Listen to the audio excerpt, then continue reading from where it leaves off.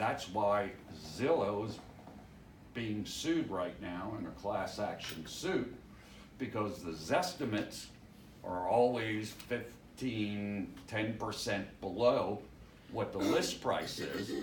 And this started with a couple in Texas that basically their lawsuit says if Zillow says my house is worth $15,000 less than my asking price, and Zillow does not have the proper database that an appraiser does, they essentially have just taken $15,000 out of my pocket.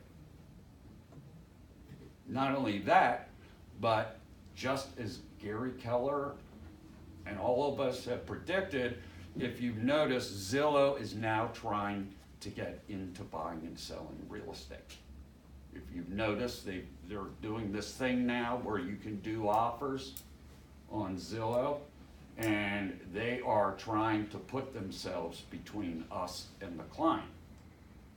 So remember, you got to be very careful with these third-party sites, because they want to get between you and the customer, and they want to try to control the transaction now, or if nothing else, sell you back your client. So you have to be very careful in your marketing if you're dealing with Trulia or Zillow or any third party that's trying to get between you and your client on the transaction. So that's it. Any questions? I just have one point. You had said if the notice of deferred water and sewer has not been provided by the listing side, to send it over. Please do not let your buyers sign that. It's a disclosure from this listing side, so don't send a blank form over with the buyer's signature on it. Make sure the seller completes it first and then you sign. Right. And remember, understanding whom the agent represents should never be in the contract. Agency should not be in the contract. Why people pad contracts with dual agency documents when it's not dual agency is beyond me. I mean, the contract's long enough and complicated enough.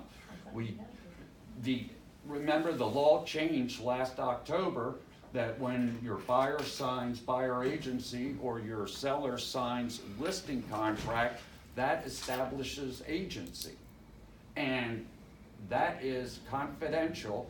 There should never be a buyer-broker agreement in a contract to sale. What if you're dealing with a for sale by owner? Then you're going to use the for sale by owner document that we have, where they acknowledge you as the buyer's agent. Okay. So remember, the new law says that we cannot show a buyer a house until they have either signed buyer agency or they say, I do not want to be represented, and that's the only time you ever use understanding whom the agent represents, stating that, okay, I'm now a sub-agent of the seller because you don't want to be represented.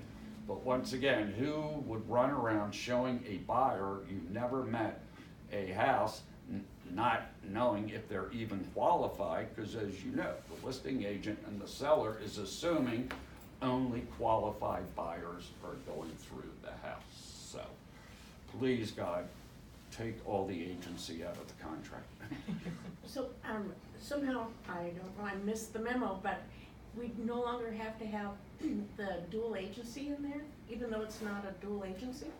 Absolutely not. You don't have to have agency in the contract, period. That's a private agreement between the agent and their client. It has nothing, Good.